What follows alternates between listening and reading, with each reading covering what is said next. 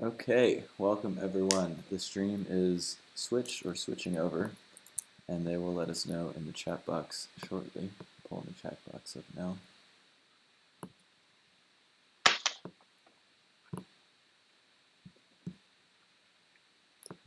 Hey, Jose, Rafael, Gomez, the only person in the chat. Okay, cool. Thank you everyone for coming. We skipped a week.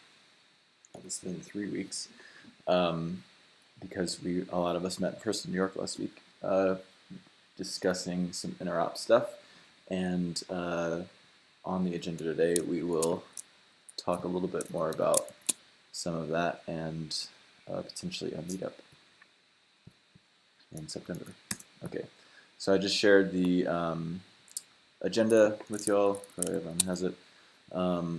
We will start today with testing. A lot of stuff is in the works to be released shortly. Proto, do you want to give us an update? Sure. Can you hear me? Yes. Great. Okay. So, like, things slowed down a little bit with the New York City week, blockchain week. Although we got together with the implementers, started talking interop, all these things. And in the meantime, I got block operations in the test repository. We have epoch transitions also in there on a separate branch. And we got the sanity tests from the flight tests integrated as well.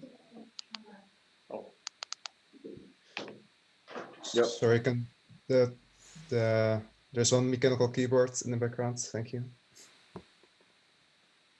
Okay, cool. So that's really like the status of testing. Generally, I'd like to work with clients now to create test runners or consume the tests and get some feedback on how to improve the tests and how to go from here. Yep. So those tests are currently on like an 06x branch off of master. Proto, did you actually build the tests and deploy them to the test repo? They're on a separate branch. Like, I waited to merge them into the master branch before like they're actually merged into the master branch on the specs repository. Cool. As in the generators. Cool. So they are there if you want to take a look at them. Otherwise, this is something we plan on releasing very shortly, with like a version bump on the 06x stuff. Cool. Anything else on testing? I have a questions regarding testing. Yeah, there is still Kachak 256 used in BLS test vectors. Do you need any help maybe here? Maybe we can prepare a PR. Does it make sense? Or do you want to revisit those tests? I don't know. What is the status of this? My guess is that was unintentional. Okay. But has been there's been some oversight there. But I think that we should probably conform that. In the BLS signature specification in the Eth2.0 spec, does it actually specify which hash we're using? It's using, because I integrated both BLS and shuffling test last week, and it's using SHA-256. Okay. Mikhail, which tests are you looking at specifically? Okay, maybe there is all information. Need to check it again. And also, just a wish we created an issue about putting a config to test vector repository. Is there any problem with that, or what is the proper way of fetching a config to run tests? So this is one of those feedback things I'd like to have from clients, how they see their clients integrating configuration files or loading constants.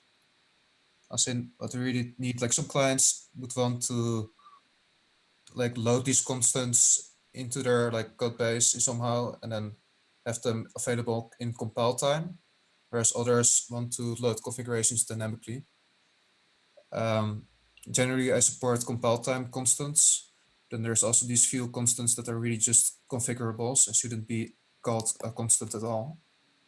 And so there's just this, like, the configurations could be much clearer in the spec on how we deal with them.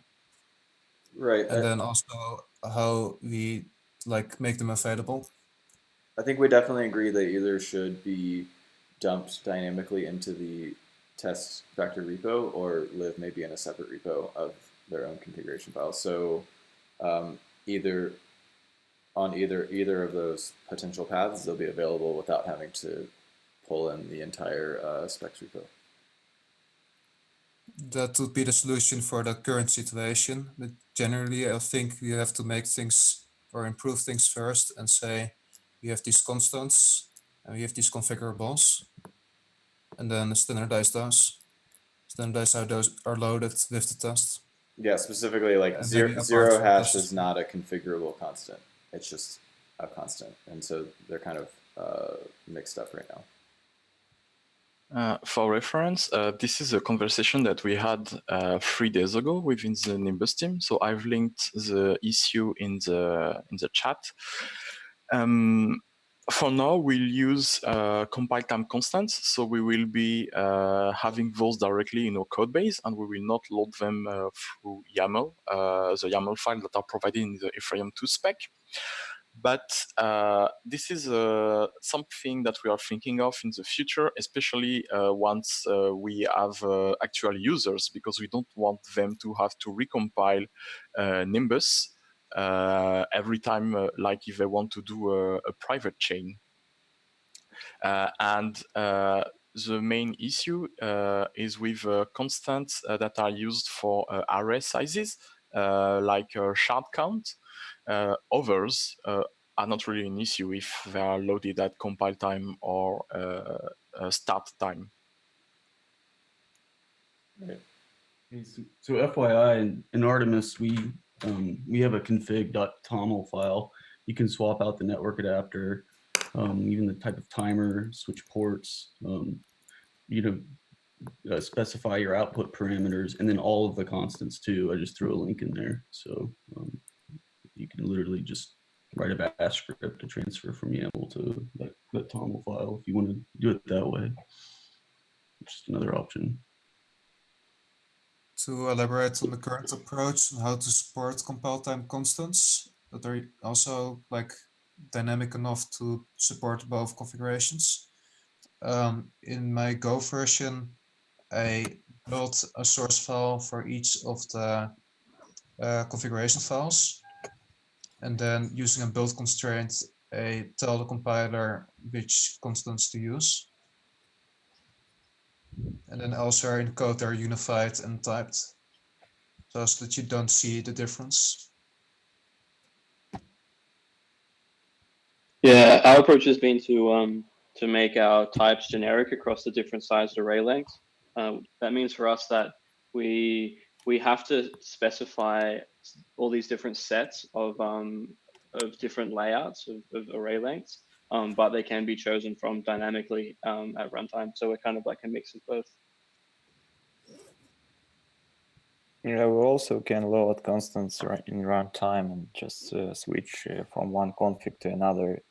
So, Something that also kind of accompanies this is the configurable constants validity conditions, which I have a branch where I'm enumerating those on kind of a file that takes a YAML file and says whether it's correct or not. So that will help in some of these configuration things as well. I guess regardless, these constants will likely live essentially in the test repo or a separate repo so that they can be easily pulled in by others. Other than that, I think we can probably move on for today. Cool. Any other testing updates? Antoine, did you have anything about your test run you want to share? Yeah. Yeah.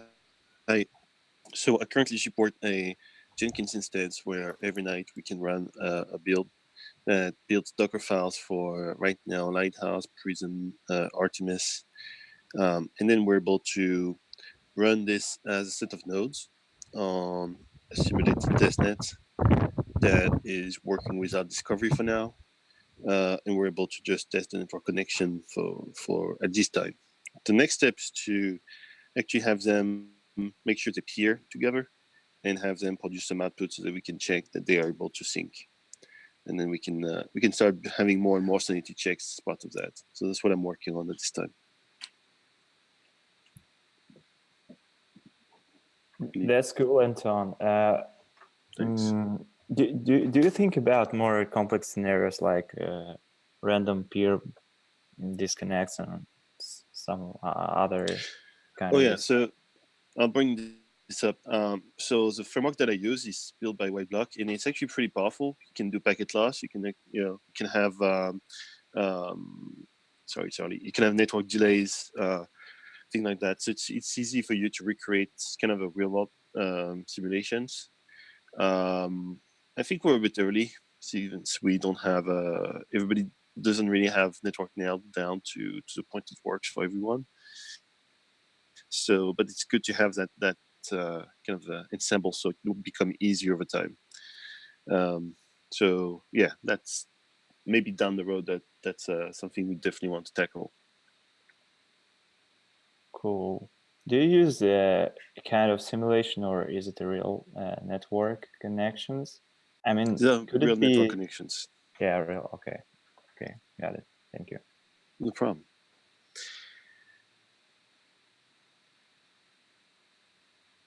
Cool. Anything else you'd like to know? Okay, thanks. There's another initial fuzzing effort targeted at the GoSpec and PySpec initially is underway, led by Guido, who's done a lot of fuzzing on each one. And that over time we'll be integrating clients and stuff there, but that will first we're going to target just these like more minimal spec implementations. But we'll update you all that on that as it's moving on. Cool. Moving on. Let's do client updates. We will start with Parity. So we finished the block ordering for 0.6 spec, and we have a basic validator implementation running. One potential issue we have is the BRS implementation. We found that there are some like rare cases where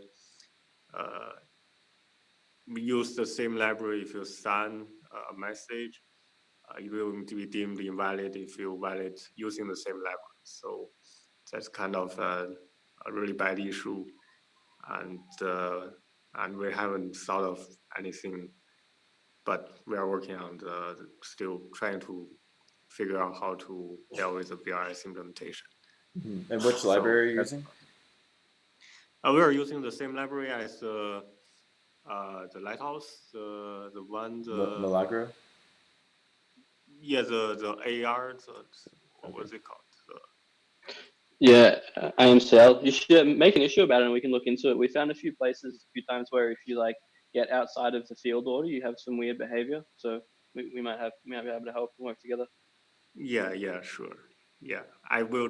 I like the issue is probably like the biggest issue I have right now is probably like it's really hard to reproduce, but it do happen sometimes. So yeah, we found it when we were using low order little endian keys, like using 1 in little endian as a secret key, we would have problems. okay, yeah. Cool. Anything else, Parity? No, that's all. Great, thank you. How about Harmony? We have finished our update to 6.1 spec version, including deposit contract and SOS styled offsets in SSZ. We we're passing all current tests.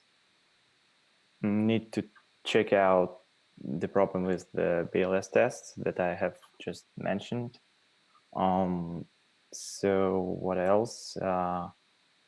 We have almost finished our work on the networking stack.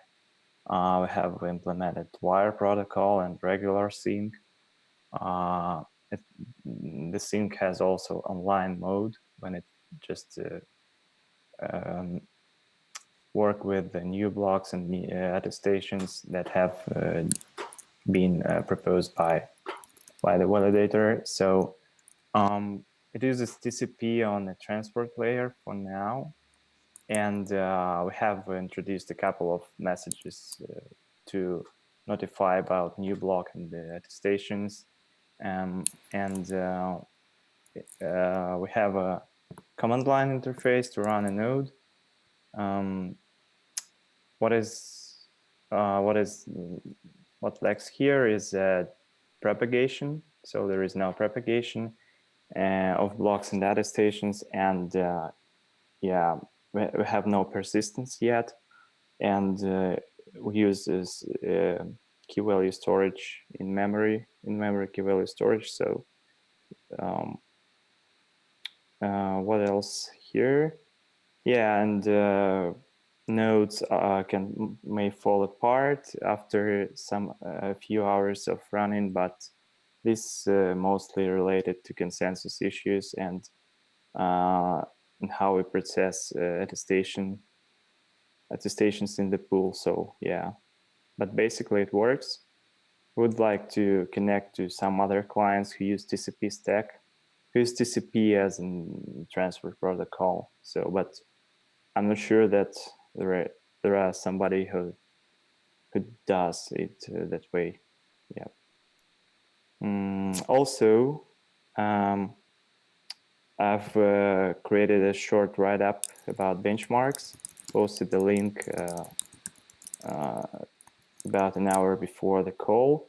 A couple of takeaways from the benchmark that there is an interesting thing that get a testing indices method from from the spec blows up everything because it has a lot of calls to it. You may just check the write-up and see why it happens. Also, I remember Paul mentioned a thing that it's too hard, it's too difficult to store public keys in a compressed format and each time decompress them. And this is what we have found in our benchmarks too. As BLS public key aggregation function takes much time than verification. That's weird, but this is the reason is that we store a compressed key and each time decompress it with verification. So yeah, that's it on our side. Thank you. Great, thanks. How about Pegasus? Yeah, so I guess since our last confession, we've done plan the road to interop. We've been doing a lot of planning for the interop block, and obviously we were at Eth New York. We had a team building exercise, so some of our productivity kind of went down due to some of those other exercises. But we did work on end-to-end implementation of like watching validators register, fire off Genesis event, and kick off chain processing. We even made it to where you could store that, rerun it, and start off straight from Genesis. We also did some work on making the timer mechanism in Artemis swappable so we can experiment with different time sync algorithms. And then we worked on some run scripts to simplify some testing of different scenarios. And that's basically it. Cool, thank you. About Nimbus. Hi. So it's a bit of slow weeks because we had several people in holidays. We worked on networking, so we have implemented forward and backward sync, which means basically forward sync, give me all blocks that you know since that point, and backward sync, give me all blocks in that range. We still continue working on P2P. On the crypto side, so we had kind of a mix-up because we had someone implementing compile time Kitchak 256, but at the same time we switched to SHA 256, which is working fine. On the test side, we have the shuffling mainnet tests integrated and passing, and same thing for the BLS mainnet tests. So for reference, we are using Milagro.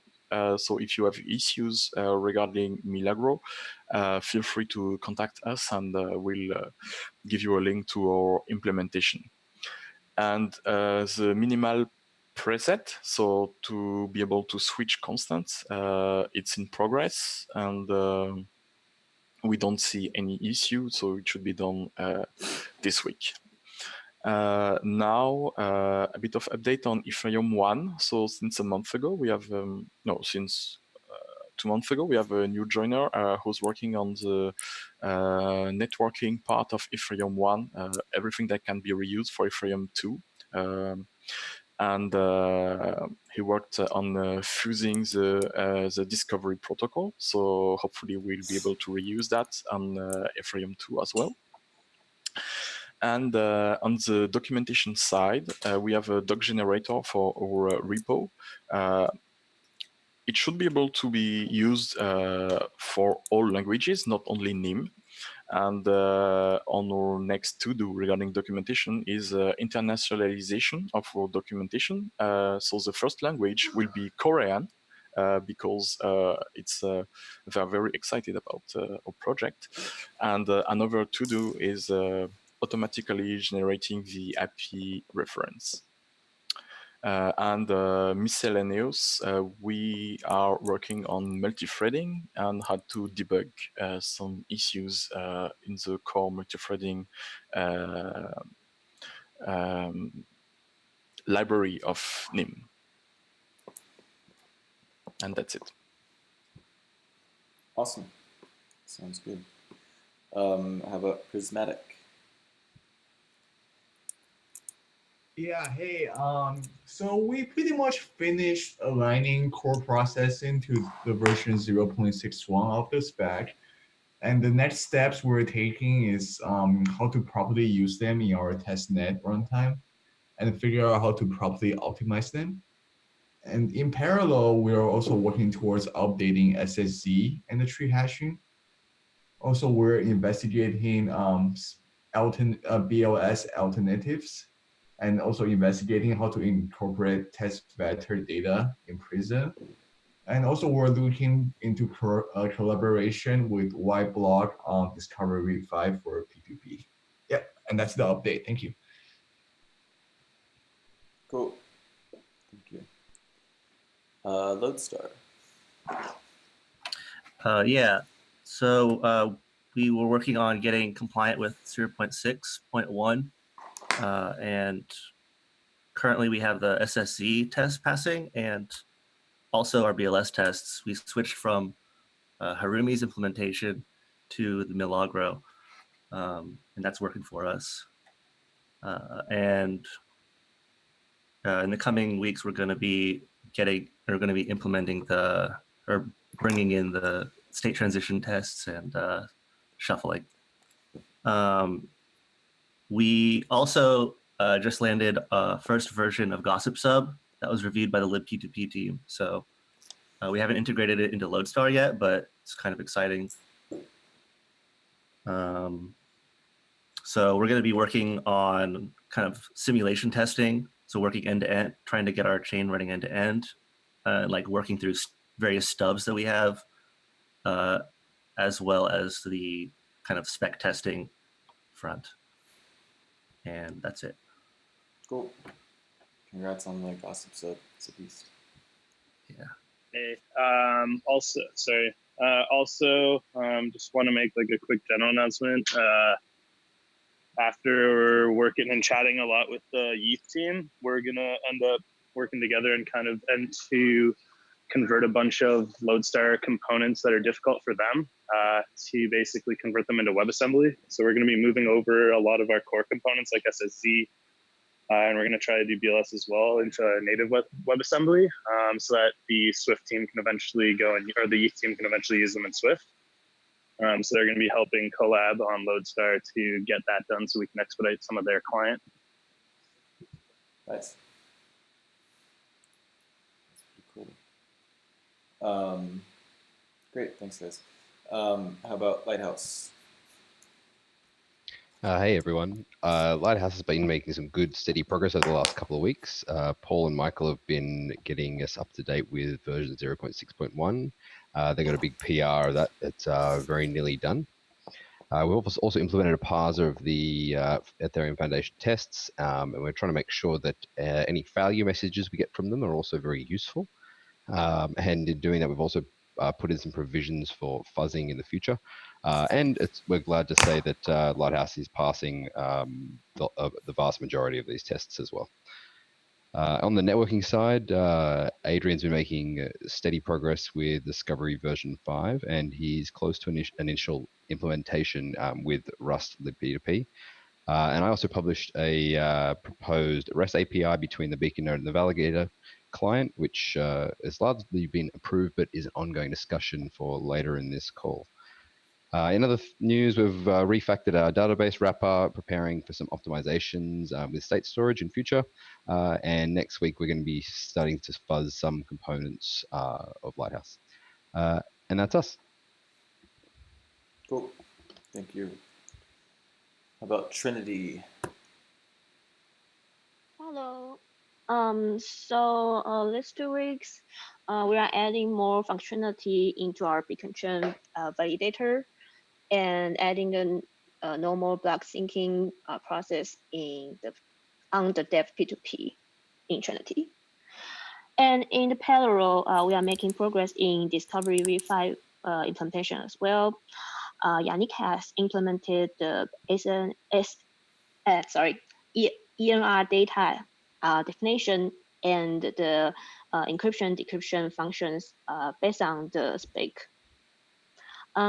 Plus, the deposit contract side, we've started to update the deposit contract with the review feedback from runtime verification teams. So thank you, Mr. Park. That's it. Thank you. Cool. We got a little bit of update from ETH from Greg. I don't think anyone's here, right? Cool. I don't think they're on the line now. Yeah, Dean did say he's waiting for spec freeze, and then he'll probably pick up the momentum again. So. Oh yeah, we have no updates. Sorry, I wasn't paying attention. Thanks, Weathercam. Cool. And any update on Geth's side?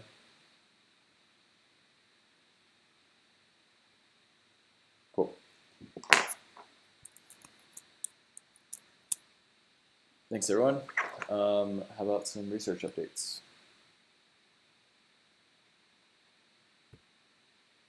So from my side, there's a couple of major things that I've been working on for the last couple of weeks. So one of them is the version 2 of my phase 2 proposal, which I have. Hold on, I can find the document and I'll paste it into the Telegram. 1 second. Like, basically, the idea is that it builds on the proposal that I made a couple of weeks ago that I presented at the last call, except here, instead of unlike the earlier model where the system still maintains this fairly big array of state for every execution environment for every shard. In this proposal, the only state that you have per execution environment is a 32-byte hash. And so the idea is that instead of the kind of full state things like people's account balances and so forth being something that does sort of get stored by the system in one standardized way, it becomes something that can be abstracted across different execution environments as well.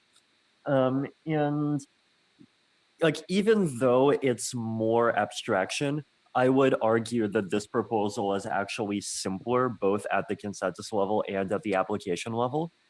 And there's and the reason basically is that it because of how it lets you abstract a lot more different things.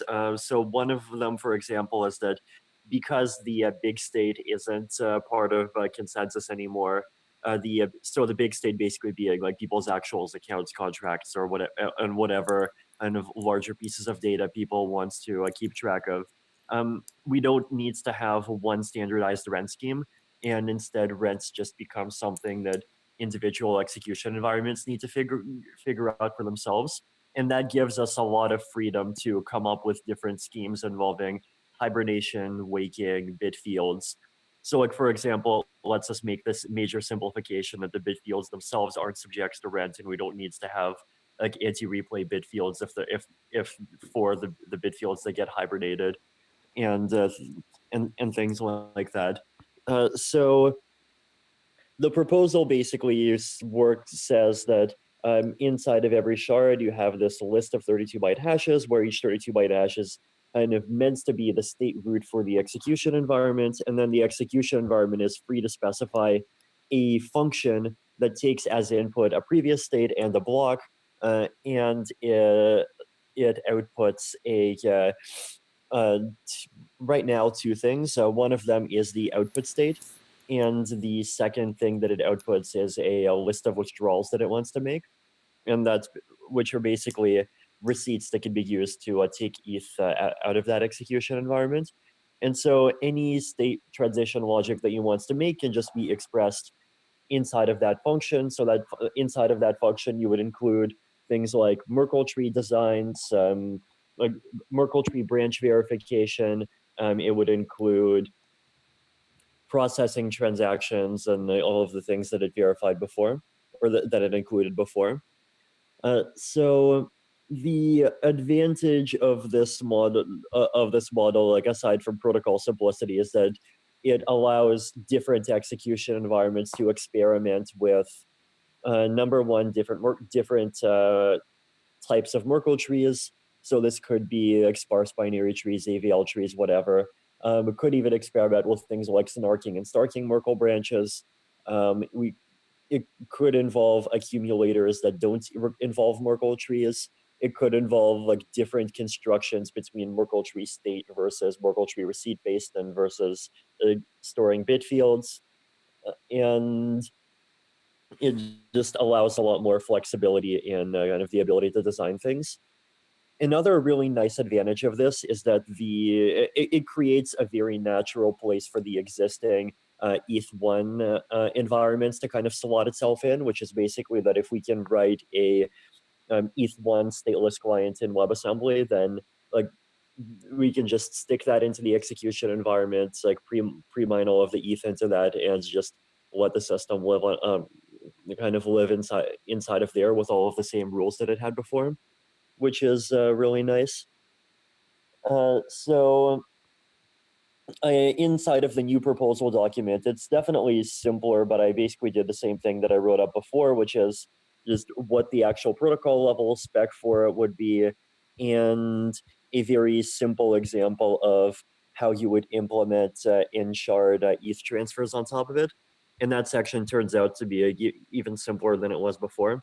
So if people are following along the document, there's a few sections. There's introduction, out of scope, standardized Merkle proofs, beacon chain changes, and then shard processing, and then implementing in-shard ETH transfers is the section that kind of describes how you implement just a simple execution environment for people sending ETH to each other on top.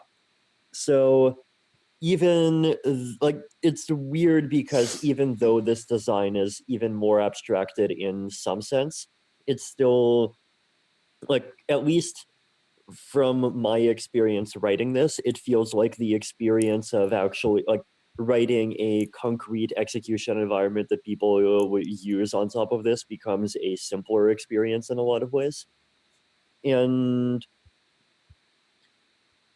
so I guess people feel free to take a look at that.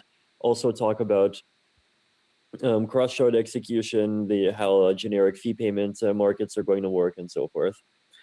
So I know I already presented about this in the workshop a week ago, but if anyone has any more questions, I'm happy to answer some about that first.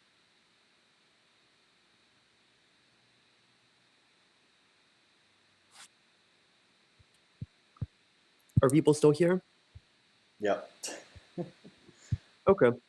I mean, if people don't have things, I can also move on to the. Can you enumerate the next. unknowns and risks of going down this path, just so people can kind of see it from Okay. both sides? Perfect. So the knowns are that, like, one is that it's fundamentally possible to build like what we've been advertising as the phase 2 vision on top of this. And my opinion is that the total complexity from having 2 layers instead of 1 doesn't increase by that much, but that's more an opinion than a mathematical fact. Feel free to verify that for yourself. One unknowns would be basically so one unknown is that last week I was talking about one of the benefits of this being the ability to go from having two types of committees to having one type of committee, and the extent to which the simplicity and efficiency gains of that direction actually are achievable is something that we still need to talk about more, and there's some nuances and complexities there. Another unknown is basically that, like, what the challenges in fragmentation, and what if there's many different environments, and like, can we make it, like, does that mean that we have to make it easy to jump between different environments? Does that mean that we'd have to, like, that it would become harder to upgrade? Would it become easier to upgrade? The main kind of proposal that I've heard for mitigating it is we could do something like, for example, when we first launch phase 2, we basically make sure we launch with one execution environment and possibly even only allow one for for some time.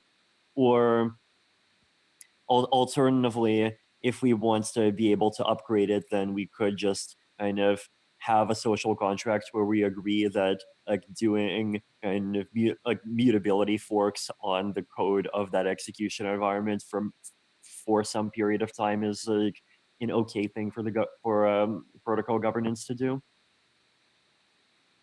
A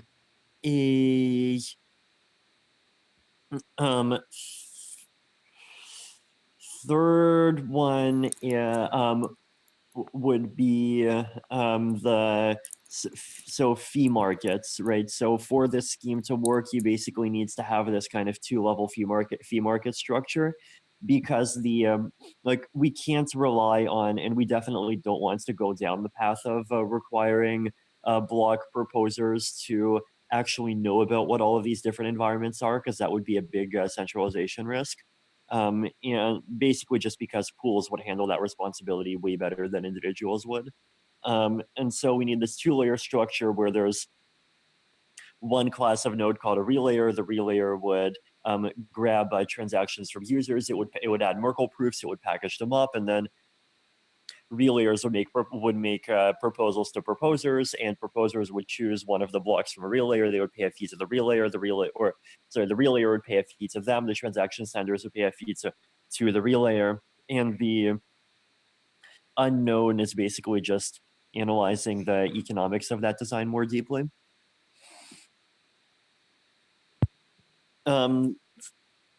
So in terms of risks, I would say in fragmentation and like us not having a good strategy for ensuring that upgrades can continue to happen in the context of this design is probably one. A second one is like would this kind of fee market design end up like centralizing in unexpected ways? Another very specific issue is that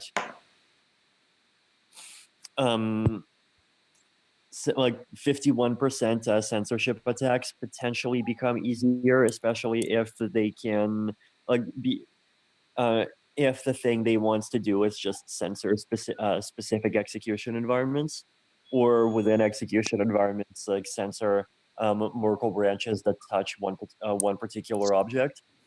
And I mean, for the second one, I feel like there are ways to get around the issue kind of inside of the execution environment. So like you can do fancy things like creating code that generates Merkle branches that get added to a block.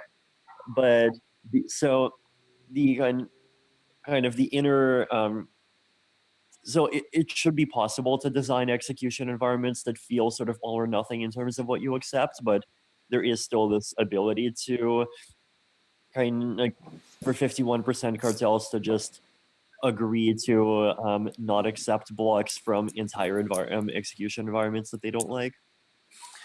And like there are mitigations to that, but like to what extent are the mitigations going to be going to work? Something we probably need to talk about more. Outside of this topic, another thing I've been working on recently is, I mean, this is totally not, the code is still to go. So the idea behind an SSZ is Merkle proofs for those parts of the SSZ object, but not the entire object. And it comes in this Python wrapper that lets you, like, the thing that I haven't written yet is the functionality for updating it, but that probably would not even be that difficult. So basically the idea here is that with an SSZ, with this object, you would be able to like if you have one of these objects, you would know that you would be able to just do whatever work with it that you are able to do on the original object. And this makes it very easy to write light client protocols, because probably the majority of light client protocols are basically going to be a light client that as it would run for if it was a full node, except it would.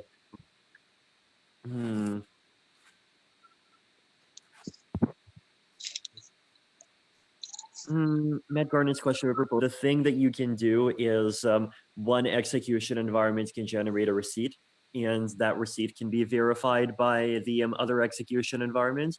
So you could do cross execution environment transactions the same way you do cross shard transactions.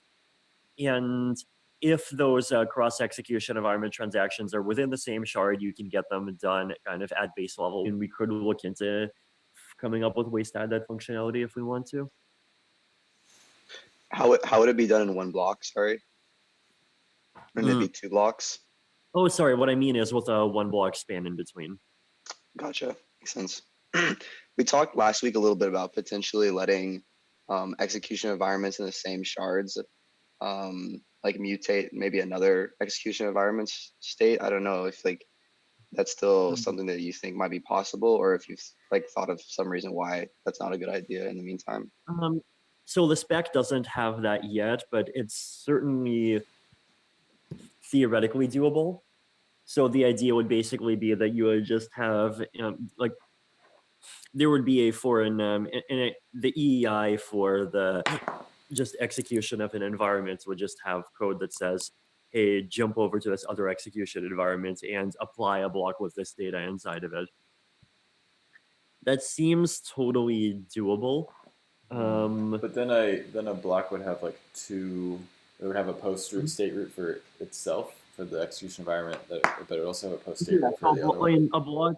So if we want to make it possible to run multiple execution environments inside of a block, like even one after the other, which seemed like a goal. I mean, it's not implemented in the proposed It's not written in the proposal yet, but it's definitely like a goal that would be implemented if, and it's not hard to implement. Then a block definitely would be modifying different portions of the state, but it's not that bad, right? But basically, what that means is that in the blocks partials, or sorry, in the block in the sorry, I mean in the data, the crosslink data for a block, like you would just have to commit to some multiple Merkle branches instead of just one, and like whatever.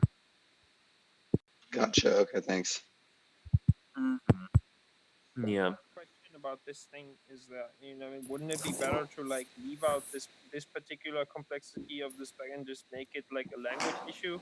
So if you're making a smart contract language, you would have to write the compiler in a way that allows, you know, you like smart contract authors to like pretend there is a synchronous interaction going on, but actually what happens is that when the because having all that complexity from just, you know, having to like jump between execution environments and processing multiple execution environments per block, that kind of thing can get messy real fast. So it might actually be easier, like say, you know, you have to do this in the compiler. I guess fundamentally, I definitely like, agree, and I think the kind of the whole thing that's wonderful about this proposal is that it lets you like not have those things in consensus layer and just figure them out in compilers and layer twos later. The only reason I could see it being a good idea to allow execution environments to dynamically call others is if we really, really care about this goal of making it very difficult for 51% cartels of block proposers to censor specific execution environments. I mean, could you just get around that by like, you know, having the like, you know, defining like the one true meta execution environment that then basically executes a dynamic other execution environment like at random or something? Like you can just move that problem like one layer down. You don't have to have it in consensus. You could just say like, this is the one true environment. Yeah, and I fund like there's actually a lot of things that you can do, right? Like for example, you could like if we set it up so that there's one environment that has a lot of network effects, and that environment could have code that leaves at least 1/4 of this of the block space to the other execution environment. Right. Yeah, that one's pretty cool. All right. Thanks. Yeah. That was my Yeah. question. It's answered. Okay. Right. So that's the second thing for me. So SSZ. I don't know, any comments on SSZ partials? Anything people don't understand about SSZ partials? Yeah, I think and right now I just wants to do some simplification of the code. Now, one thing that the one actually issue about partials that does annoy me a bit is that with our current approach for serializing lists, the kind of the path toward a value doesn't depends on the length of the value and isn't just a static thing. And I have a proposal for changing how hash tree routing a dynamic list works that might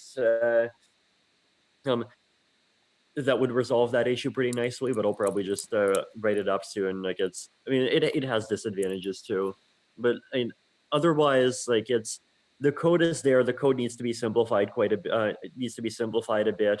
On the Python side, we also, I think, wants to potentially rewrite the MSZ implementation to use types in a different way, because right now the way types are written is kind of ugly. But otherwise, like it's a thing that it exists, and clients probably could start, like, potentially could even start building test cases for it fairly soon.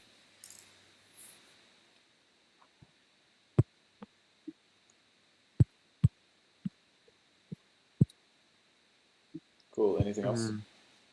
Yeah, so the third thing for me is that I brought up the kind of most basic PR for data availability proofs. I just linked it. I mean, the basic the basic idea just is data availability proofs, kind of as we've done them for a long time, or as as written in the paper with Mustafa, and the idea has not really changed.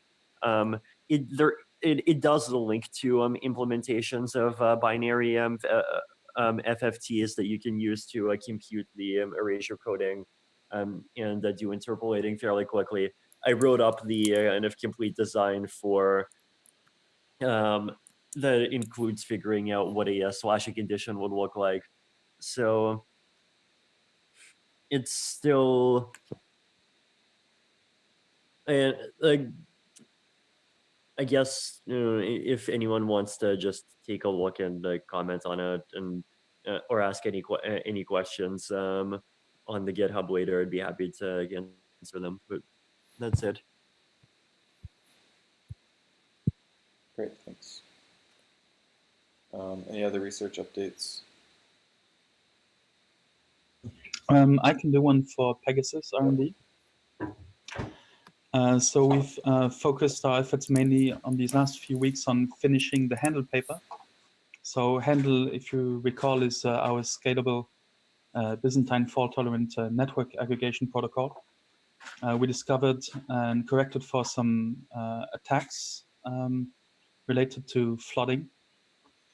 We have a manuscript which we feel comfortable sharing, which I'm posting in the chat right now, which we submitted to Usenix, and we're waiting for, well, this will probably take 1 or 2 months, but we're waiting for feedback on that. And outside of that, this is already somewhat a few weeks old, but we published a little blog post series on PCPs. The first one is already available, and the second one is written, but should be published shortly. That's it from us.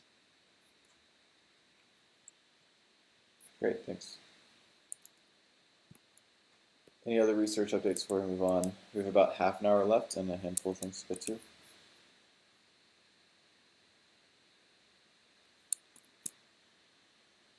Cool. Networking stuff. There's a lot going on. Zach, do you have anything to share with your research into Gossip Sub?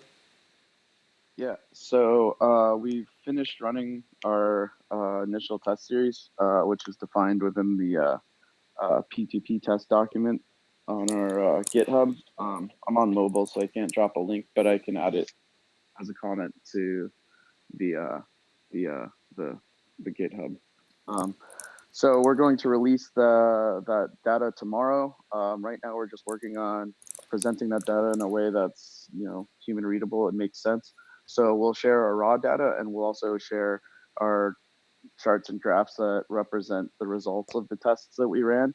And we've also started working on Discovery v5 in a similar way to to test and like writing a lightweight client for testing purposes, as well as working with Prismatic on implementing it. Yeah, that's about it for now, because I don't want to go too far into detail until we have our comprehensive data available, which will be released tomorrow. So I will share that when the time is appropriate. So we've been last week we worked quite a bit with Felix. We deconstructed Discovery v5, identified the differences between Discovery v4 and 5, and identified like the minimum viable implementation for Eth2.0 purposes. And then we'll be writing a library for that implementation in Go, which is going to be used within Prism. So that's where we're at right now. I mean, if you need a Go implementation, I'm literally like writing one, so you can just use that one. No, you don't have to implement like one time. No, I know we are using yours. Don't worry. One? The one that you wrote, the one that you wrote in Geth. Which branch is it? I don't remember which branch. Is there a specific branch that we should look at in particular? Like it's not merged into the master branch. So there is a disk, it's a bit confusing in Get because there is a disk v5 package, but that one isn't like that's the old, like this is a really old prototype implementation. So don't use that one. Okay. I thought I was looking at whatever you had shared with me before, but if you have a updated one, just share that with me and I'll reference that one instead. So Yeah. I'll post it to you, but it's like, you know, I can give like my update real quick. So, you know, because there's all that much to say. So I'm just like still working on the unit tests for the implementation, and you know, it's like it's going forward, but there isn't like, you know, at the moment it's not usable in a broad sense. Like it is like the nodes can talk to each other and everything, but they're not like it's not complete. So cool. So if you wanna help, if you want, we could help augment that work and collaborate with you on fleshing that out. I mean, love to do that. So please let me know how we can be of assistance to those efforts, and I can put some resources on it. I just wanted to say, like, please don't implement it twice because it's No, we're not doing that. We need to just deconstruct it and identify exactly what we need to write like a comprehensible library that can be implemented. We're not trying to do more work here. So. All right. Cool. Thank you. Mike is here from libp2p. Do you have any updates from that side? Yeah, hi everyone. I'm filling in for Raul. So I asked him before this call, did he have any updates? And he said no. He wasn't planning to do any major update this week. So I'll just shoot one thing into the discussion. We've put a lot more effort into specs for libp2p because it's a big barrier for implementers. So we've got a guy working on that full time now. We've also devised a categorization system for how to differentiate between spec documents that are merely proposals versus things that are already, you know, ratified and in the specification proper. So other than specs, I don't really have anything else to add to this group. Cool, thanks. Any questions for Mike before we move on?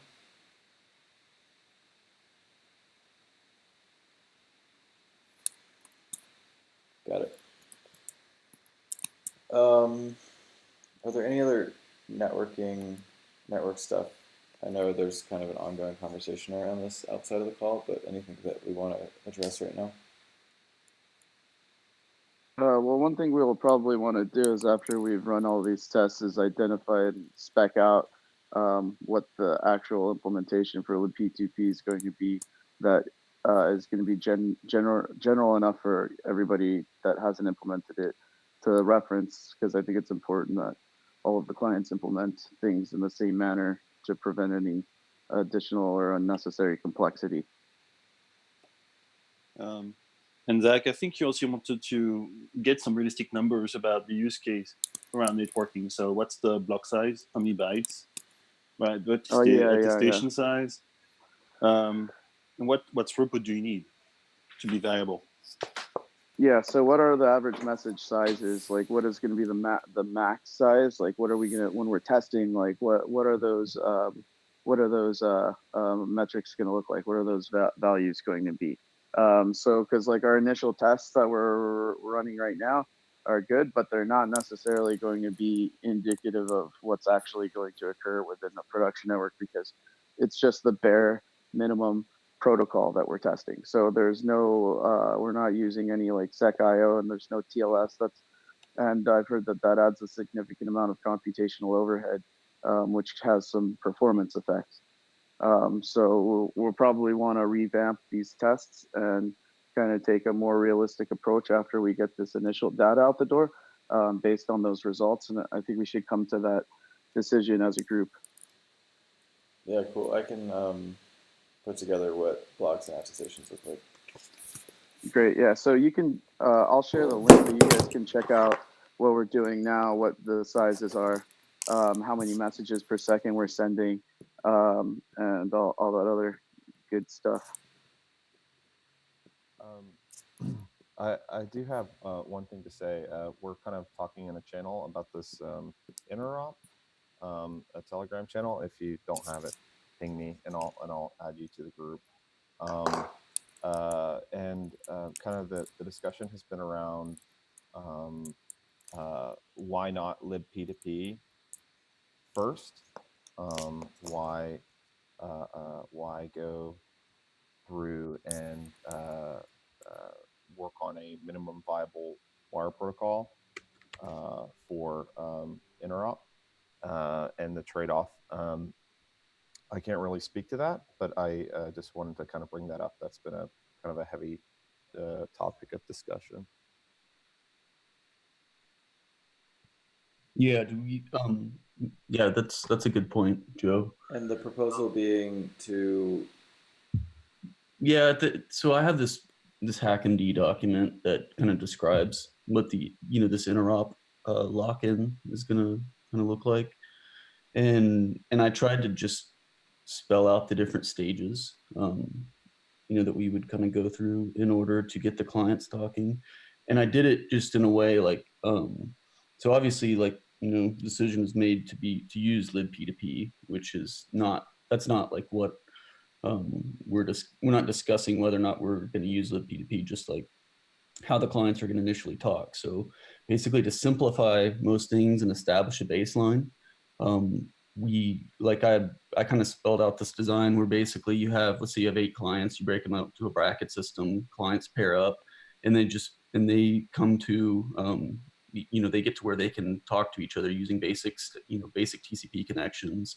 just a static node topology, no discovery, no additional latencies added, and we keep pairing up until all the clients can actually talk. And I mean, it shouldn't be that much code to do that, and it basically gives us sort of a baseline to work from, and then from there we can either decide to start to add additional nodes until we see it break, or try different topologies, or add bad actors, or we could just go ahead and switch and say, okay, now that we've got this working, let's try it with libp2p.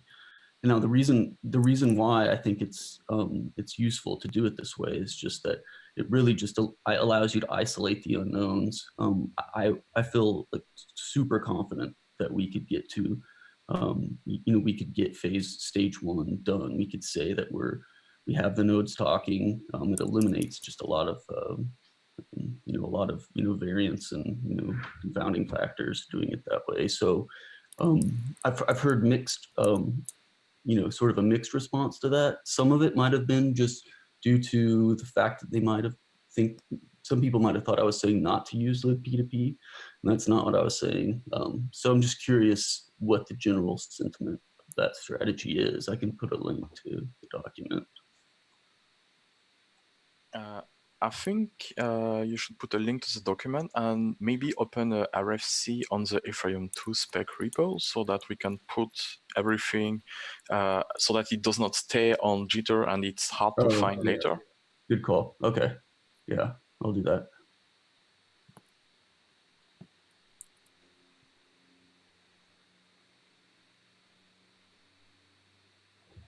so I think some of the pushback was with respect to if you already have libp2p integrated deeply into your processes, the extra overhead to add the simpler interface.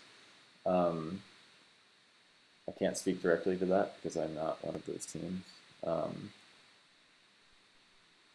Age. Yeah.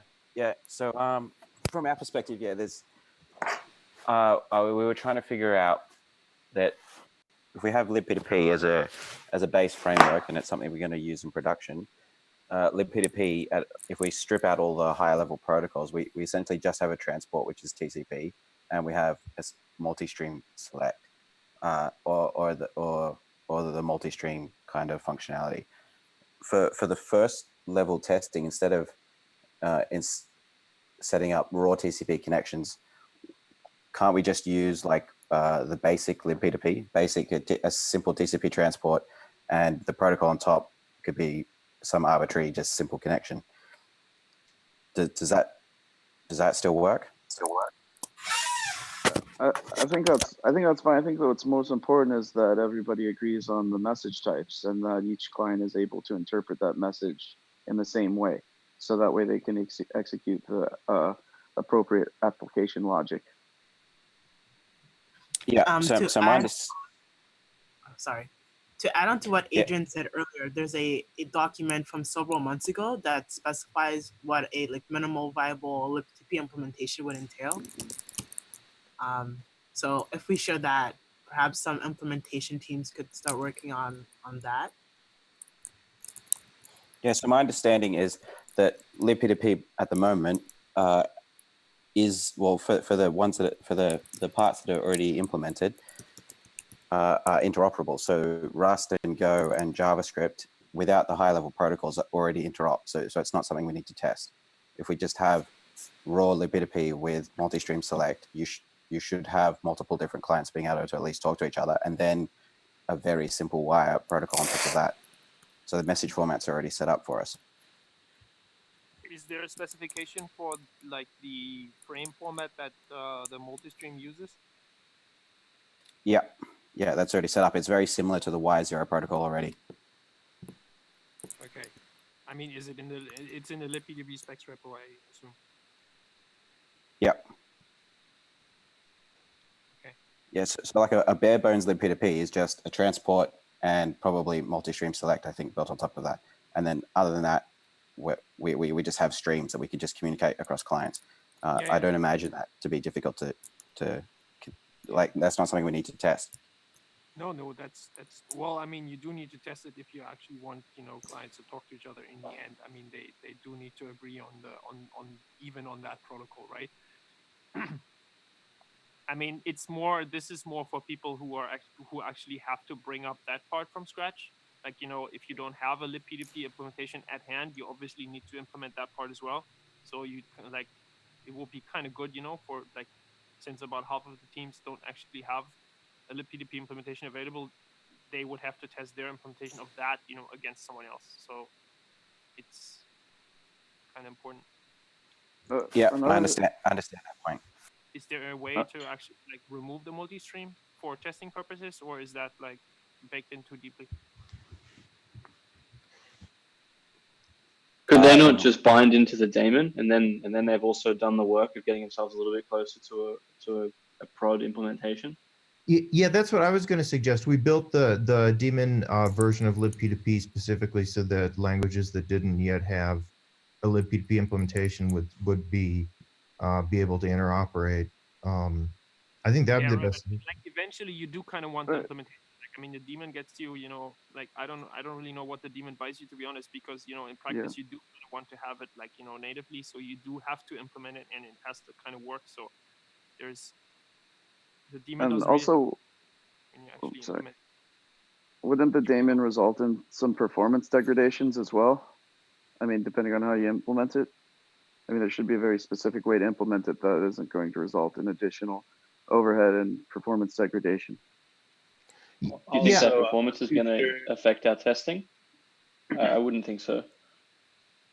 I'm not too sure about this because I haven't got there, but I'm not too sure how well the daemon will interact with stuff for in-browser related stuff that we're working on, like our light client trying to get like the actual beacon chain itself in the browser. So I don't know how that's going to play out. So that's why we've been just like heads down on libp2p. Yeah, Sorry. Go ahead. Yeah, so for Nimbus, we do have an implementation that talks over the daemon, but it's a mess. Like from a practical point of view, it's just a mess. So that's not somewhere we want to stay. In the browser, though? No, not in the browser. No. We have it like a native binding to the daemon, but can you clarify? It's not going to work for browser. Mess. What's wrong?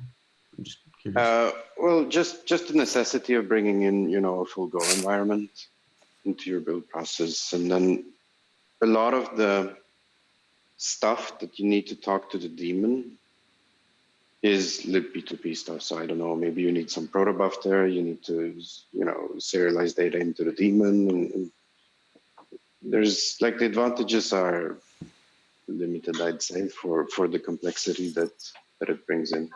I mean, you literally, like, basically what you're doing is you have to implement a more complex protocol to make the daemon talk like raw TCP for you. Is it like that? Yeah, something like that. So That's we have to talk to the daemon, right? And feed data into it and control it from our wrapper, basically, right? Launch it, find the binary, all these little annoying things. It might just be simpler, to actually like implement the P2P than, trying to implement a wrap around a daemon. Then. Indeed. Yeah. That's the point I'm making. That's not a brown bag, is it? No, it's What's your plan? That's a good point. Another thing that somebody brought up was benchmarking libp2p against devp2p. So that may be controversial, but a couple people brought that up. Sorry, you say against dev P2P? Yeah, comparing the performance of each, comparing the performance of devp2p against libp2p. The performance of which component, Zach? What was that? Throughput? Yeah, well, it wouldn't just be, it would be like consistency and availability and the process of relaying messages throughout the network. Also implementation. So the gossip sub, right? Yeah, so right now we're testing gossip sub, flood sub, and then Plumtree. In the libp2p implementation of gossip sub and flood sub. And then we're working on the Plumtree implementation as well. That's the one that Antoine implemented. Does anybody consider direct libp2p binding instead of using a daemon?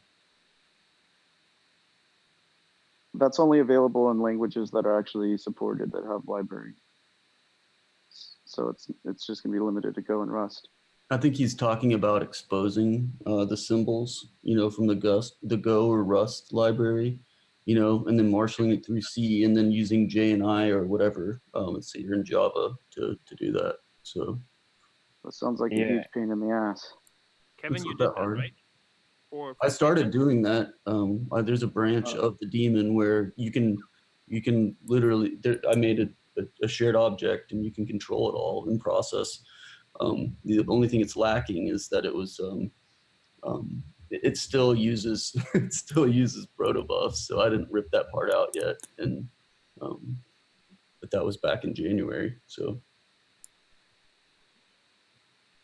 yeah, sorry, I just want to bring up that I think the most complicated part is not the bindings itself, because it just used the protobuf to serialize and send a message to the daemon through the TCP socket or Unix socket. But I think the troublesome part is when you need some feature, like you want to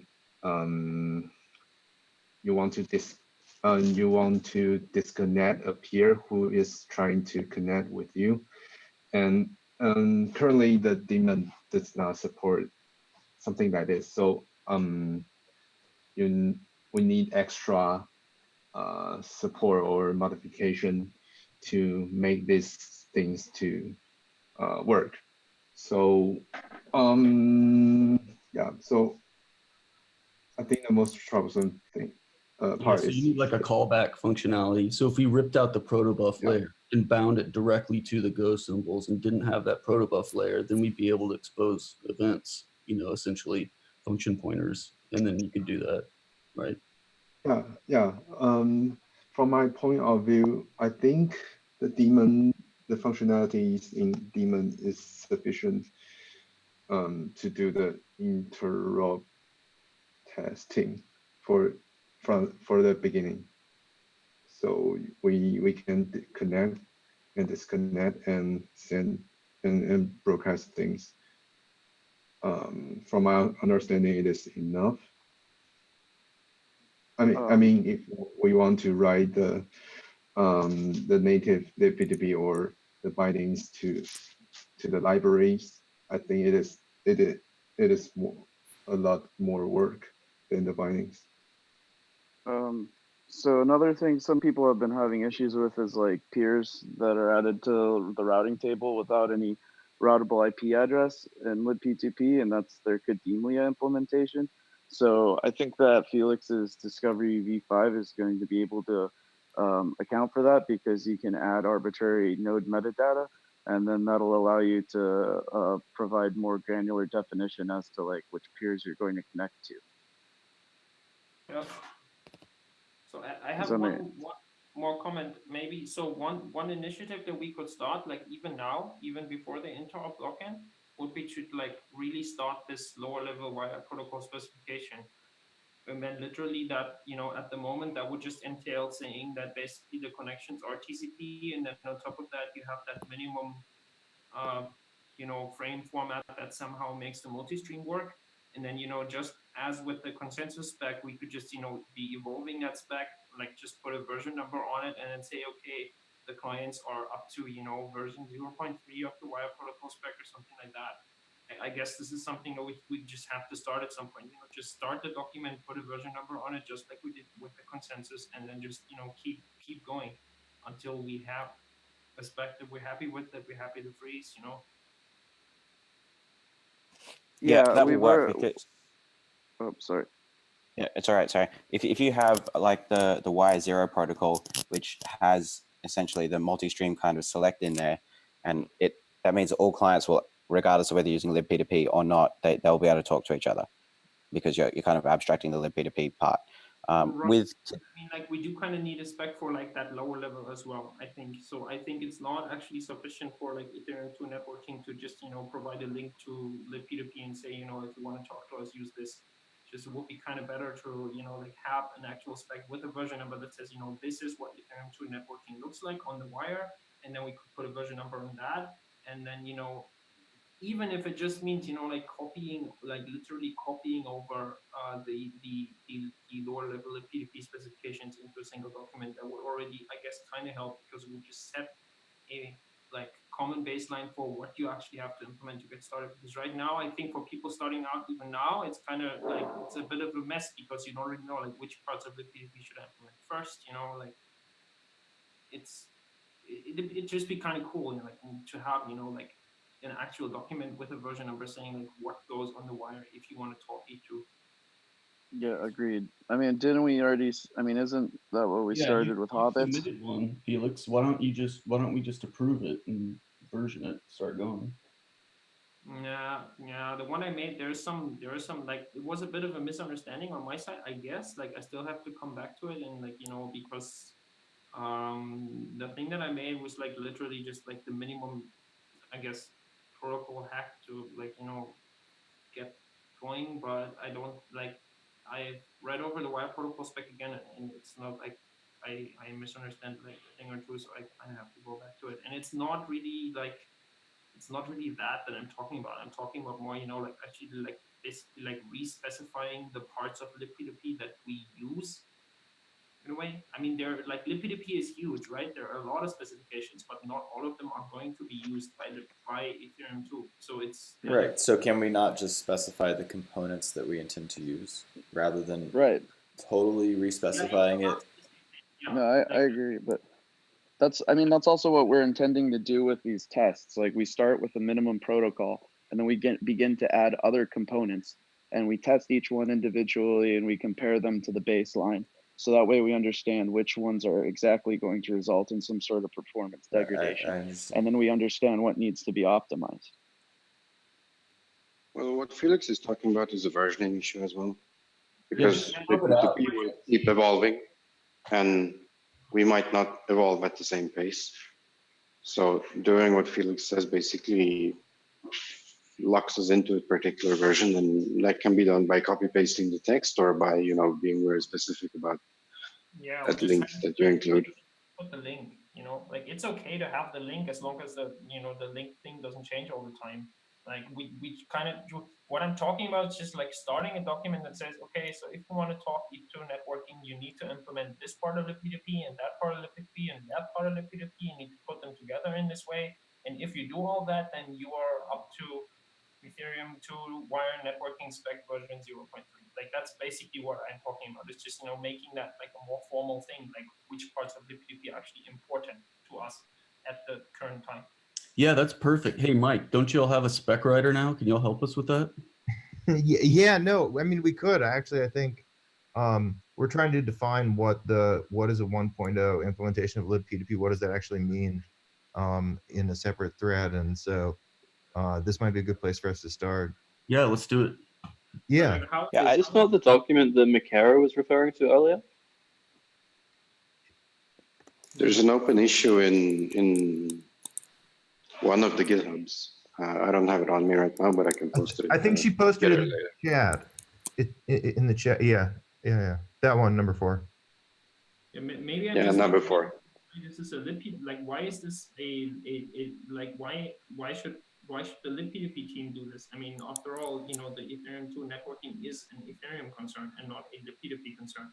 I mean, from the perspective of libp2p, like Ethereum could be doing whatever, right? I mean, so right, but there's value in us working together. Right. Okay. I mean, sure. Like if the libp2p team is willing to specify the E2 networking stack, then that's cool. I'm not suggesting that they specified the networking stack. I'm suggesting that we collaborate so that we clearly define what we want. And like we have a shared channel with White Block and Protocol Labs as we're proceeding with these tests. So it's, you know, good to have feedback from them directly and also their input to just make sure we're not doing anything incorrectly. So if like if we get like weird results or data, it's not like it's, you know, it was a collaborative effort. So it's not like any one particular person's, you know, mistake. Yeah, I just want to clarify that we're not actually using that much libp2p things. I think pretty much only 2 things we're using. We have a transport, which is just TCP. We have optional encryption, so we can just take that out. We have the multi-stream select and a multiplexing. So we essentially just, when we connect to a single node, we set up multiple streams based on the protocols. They're the only things of libp2p essentially we're using. We have our own RPC, we have our own discovery, and we're depending on gossip subs whether we use that or not. But the only libp2p fundamentals that we're using are just setting up the streams. So there's not that much of it. I also have an unmerged PR which tries to explain clearly which parts of libp2p we're using, which isn't that much. Yeah, that would be really cool to have in the actual Eth2 specs repo. Like if we could just move that over there, like that would be amazing. It's in the repo. Yeah, the one I have is there. Yeah, we can merge that. Very cool. How big is the dependency to gossip sub though? How big of a component is that? What was that, Antoine? We need to be able to route messages to people that we need in a pub sub manner. Gossip sub via our initial testing many months ago was the best thing that we found to do that. Okay. If it needs to be modified or if we need to take a different approach, we still need a pub sub capability. So if that is broken in some way, we don't necessarily need to break out of libp2p to solve it. But we should look at the test results and things on network before we make that decision. Yeah, any sort of implementation should be modular, so that way anything can just be plugged in or removed without, you know, breaking the entire application. Okay, there's a lot here, and we will continue the conversation offline. There is this interop lock-in. I think a lot of what we wanted to discuss related to it was this. My opinion is to define the very minimal, as Adrian was suggesting, components to talk to each other in libp2p rather than something outside of it. I know that somewhere on the order of half the teams don't have libp2p right now. That is likely to change some amount over the next few months. And we can't forget that half of the teams do have Lippy2P and are already using it. So that would be my preferred approach. But let's merge in some of these PRs and make it more clear what components of Lippy2P that we need in the specs repo. As for the Speak and Node Validator API, does anybody have any further comments before we merge it? I don't think we really need to talk about that today on the call.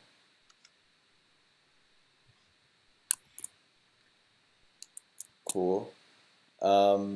We're at an hour and a half. Let's probably close here. In general, on the spec side, we're actively working with a lot of open PRs right now. We're working on getting these merged.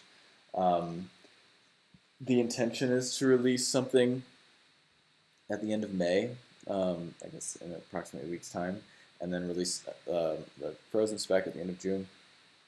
And that is what we will do. The tests that are we're about to release a number of additional tests on 0.6.1, and then probably stop releasing stuff on 0.6 branch, and the subsequent releases will be on this, I guess, 0.7. Let's continue the conversation in all the channels. Any last little comments before we close? What's up with Toronto? Are people going to that scaling Ethereum event, or what's going on? Okay, so is that something that we should go to? We have our company offsite that week, so we won't be there, but I believe my Kira will be. All right. Okay. All right. Cool. Thank you, everyone. Appreciate it. I'll talk to you all soon. Bye-bye. Thanks, everybody. Thank you. Bye. Thanks. Bye, everyone. Cheers, guys. Thank you.